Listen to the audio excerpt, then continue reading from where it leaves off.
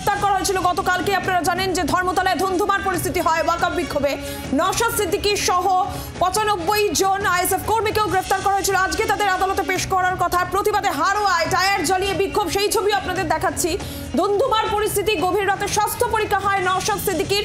আজ নওশাদ সিদ্দিকী সহ যে আইএসএফ কর্মীদের গ্রেফতার করা হয়েছিল তাদেরকে আদালতে পেশ করা হবে। গতকাল যে ধুন্ধুমার পরিস্থিতি তৈরি হয় ধর্মতলায় ওয়াকআপ বিক্ষোভে, সেখানে বেআইনি জমায়েত, পুলিশের কাছে বাধা দেওয়ার অভিযোগে মামলা হয়। নওশাদ সিদ্দিকী সহ 95 জন আইএসএফ কর্মীদের গ্রেফতার। তারই প্রতিবাদে হারোয়ায় টায়ার জ্বালিয়ে বিক্ষোভ, সেই ছবি দেখিয়েছি। আজকে আদালতে পেশ করা হবে তাদের, ব্যাংশাল আদালতে পেশ করা হবে। গতকাল ওয়াকআপ বিক্ষোভে ধর্মতলায় ধুন্ধুমার পরিস্থিতি। গতকালই গ্রেফতার করা হয়েছিল আইএসএফ বিধায়ক নওশাদ সিদ্দিকীকে। নওশাদ ছাড়া 94 জন আইএসএফ কর্মীকেও গ্রেফতার করা হয়। আজ তাদের আদালতে পেশ। হারোয়ায় প্রতিবাদের টায়ার জ্বালিয়ে বিক্ষোভ। ধর্মতলায় ধুন্ধুমারে পুলিশের বিরুদ্ধে ঘুষি মারার অভিযোগ তোলেন নওশাদ সিদ্দিকী। প্রথমে কলকাতা মেডিকেল কলেজে নিয়ে যাওয়া হয় স্বাস্থ্য পরীক্ষার জন্য নওশাদকে জোড়াসাঁকো থানায় পরে নিয়ে যায় পুলিশ। নওশাদ সিদ্দিকী সহ 94 জন আইএসএফ কর্মীকে আজ আদালতে পেশ করা হবে, ব্যাংশাল আদালতে পেশ করা হবে। ঘটনার প্রতিবাদে হারোয়ায় টায়ার জ্বালিয়ে বিক্ষোভ, সেই ছবি আপনারা দেখতে পাচ্ছেন। দুটি ছবি এই মুহূর্তে, একদিকে নওশাদ সিদ্দিকী, তাকে যখন গ্রেফতার করা হয় সেই মুহূর্তের ছবি আপনারা দেখছেন, আর অন্যদিকে তাকে গ্রেফতারের প্রতিবাদে হারোয়ায় টায়ার জ্বালিয়ে আইএসএফ কর্মী সমর্থকদের বিক্ষোভের ছবি একই সঙ্গে তুলে ধরছি আপনাদের সামনে।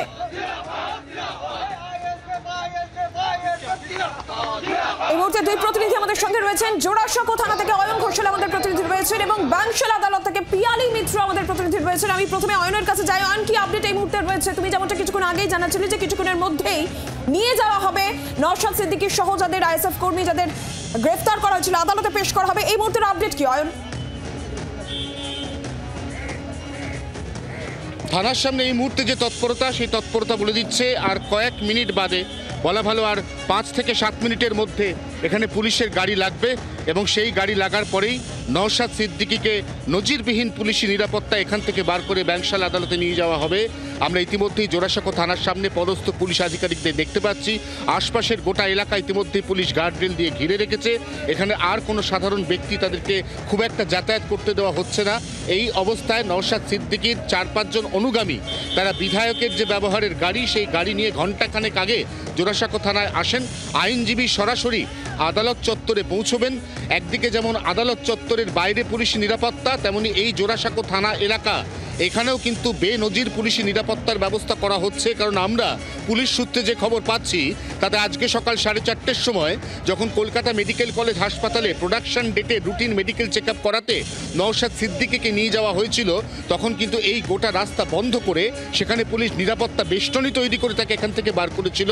একই ঘটনার পুনরাবৃত্তি, তাকে যখন আবারও এখান থেকে বার করে আদালতে পেশ করা হবে তখন ঘটতে চলেছে বলে পুলিশ সূত্রে খবর। একেবারেই অয়ন, বেনজির নিরাপত্তা বেষ্টনী, সেই ছবি আমরা দেখছি। তৎপরতা শুরু হয়েছে জোড়াসাঁকো থানার সামনে। কিছুক্ষণের মধ্যেই নওশাদ সিদ্দিকী তাকে বের করে নিয়ে আসা হবে বলেই জানা যাচ্ছে। অয়ন, তুমি আমাদের সঙ্গে থাকো।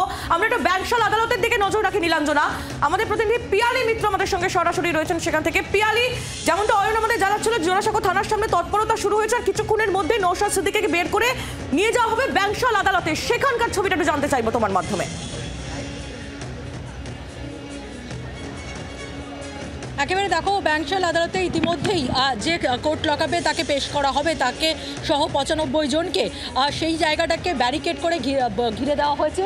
বিপুল পরিমাণে পুলিশ এখানে মোতায়েন করা হচ্ছে। ডিসি সেন্ট্রাল তিনি রয়েছেন, আরেকজন ডিসি 2 তিনি রয়েছেন সেন্ট্রাল ডিভিশনে, তার সঙ্গে একাধিক অ্যাসিস্ট্যান্ট কমিশনার, ইন্সপেক্টর সহ বড় ফোর্স মোতায়েন করা হয়েছে। ইতিমধ্যেই ব্যাংশাল আদালতের বাইরে যে গেটের 1 নম্বর গেটের বাইরে, সেখানে ইতিমধ্যেই তুমি যদি আওয়াজ শুনতে পাও, তারা আইএসএফের কর্মী সমর্থক তারা আসতে শুরু করেছে।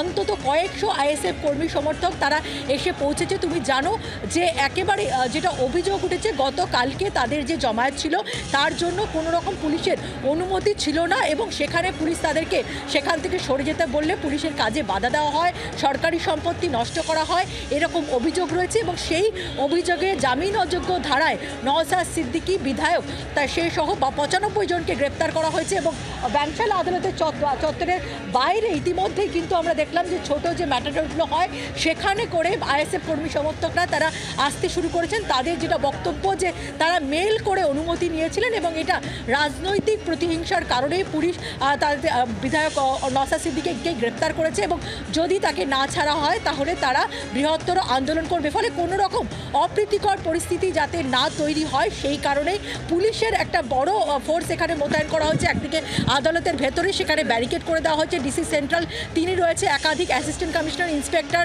সহ বড় ফোর্স রয়েছে। মাইকিং করা হচ্ছে বাইরে যাতে কোনোভাবে জমায়েত না করা হয়। কিন্তু ইতিমধ্যেই আইএসএফের যারা কর্মী সমর্থক তারা এসেছেন, তারা স্লোগানিং করছেন, তাদের বক্তব্য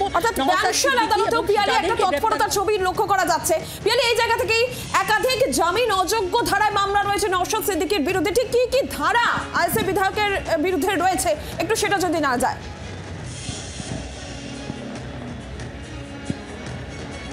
একেবারে দেখো, সরকারি সম্পত্তি নষ্ট করা পিডিপিপির যে অ্যাক্ট, সেই পিডিপিপি অ্যাক্টে তার বিরুদ্ধে অভিযোগ আনা হয়েছে।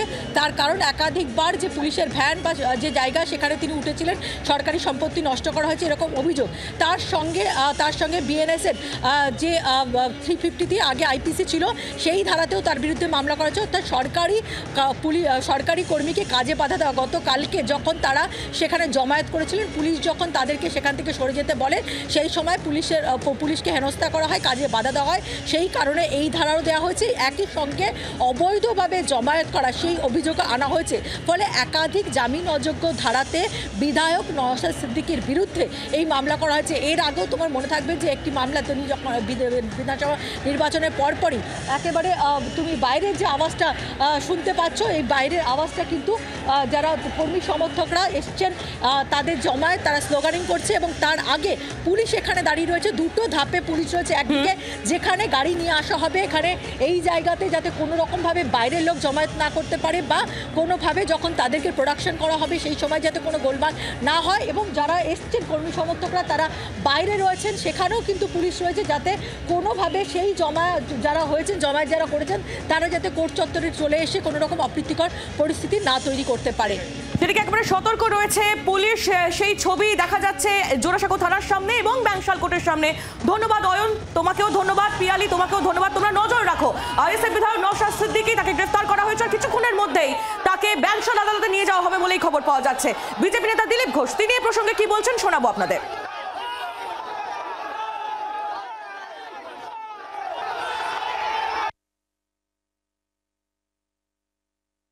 ভোট ভাগ হোক বা বিরোধীরা বেশি লাফালাফি করুক ইলেকশনের আগে, তো যে কোনোভাবে বন্ধ করার চেষ্টা হবে। যারা বলে বেড়াচ্ছে ভারতবর্ষে নাকি আর মিডিয়ার স্বাধীনতা নাই, গণতন্ত্র নাই, তো এখানে একজন এমএলএরও গণতান্ত্রিক অধিকার নেই, তাকে জেলে থাকতে হবে প্রতিবাদ করলে। বোঝা যাচ্ছে কোন দিকে যাচ্ছে পশ্চিমবাংলার পরিস্থিতি।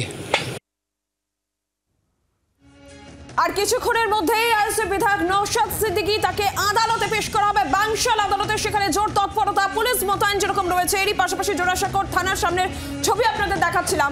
গতকাল ধর্মতলায় যে ধুন্ধুমার পরিস্থিতি তৈরি হয় ওয়াকআপ বিক্ষোভে, এবং গতকাল আইএসএফ বিধায়ককে গ্রেফতার করে সেই মুহূর্তের ছবি দেখছেন। আর এরই প্রতিবাদে হারোয়ায় টায়ার জ্বালিয়ে বিক্ষোভ, ভাঙড়ে মিছিল, সেই ছবিও দেখাচ্ছি। হারোয়ায় টায়ার জ্বালিয়ে বিক্ষোভ, ভাঙড়ে মিছিল। ভোর রাতে নওশাদ সিদ্দিকীর স্বাস্থ্য পরীক্ষা আদালতে পেশ করা হবে। নওশাদ সহ 95 জন আইএসএফ কর্মী, তাদেরকে গতকাল একাধিক অভিযোগ জামিন অযোগ্য ধারা দেওয়া হয়েছে নওশাদ সিদ্দিকীর বিরুদ্ধে, যেখানে পুলিশের কাজে বাধা দেওয়ার অভিযোগ রয়েছে, সরকারি সম্পত্তি নষ্ট করার অভিযোগ রয়েছে।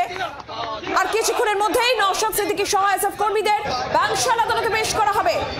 ব্যাংশাল কোর্ট চত্বরে বিক্ষোভ, স্লোগান আইএসএফ কর্মী সমর্থকদের, তবে সতর্ক পুলিশ প্রশাসন। ভোর রাতে নওশাদ সিদ্দিকী তার স্বাস্থ্য পরীক্ষাও করা হয়েছে, রুটিন মাফিক আদালতে পেশ করা হবে নওশাদ সিদ্দিকীকে। আর কিছুক্ষণের মধ্যেই জোড়াসাঁকো থানার সামনে ইতিমধ্যে তৎপরতা শুরু হয়েছে, বিশাল পুলিশ বাহিনী মোতায়েন করা হয়েছে। কিছুক্ষণের মধ্যেই তাকে বের করে নিয়ে আসা হবে বলে খবর পাওয়া যাচ্ছে। অন্যদিকে ব্যাংশাল আদালতের সামনের ছবিও আপনাদের সামনে তুলে ধরলাম, সেখানেও একই তৎপরতা। দুটি ছবি এই মুহূর্তে আপনারা দেখছেন। একদিকে নওশাদ সিদ্দিকী তাকে যে গ্রেফতার করা হয়েছে তার প্রতিবাদে ভাঙড়ে মিছিল, আর অন্যদিকে হারোয়ায় সেখানে টায়ার জ্বালিয়ে বিক্ষোভ আইএসএফ কর্মী সমর্থকদের।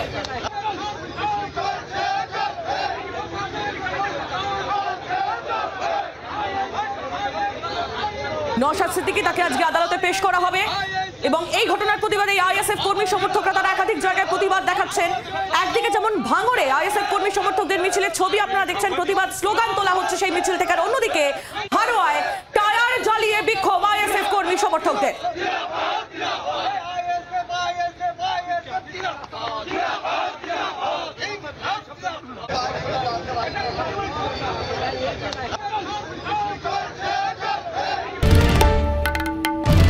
বাংলার আওয়াজ, বাঙালির আবেগ, জি 24 ঘন্টা।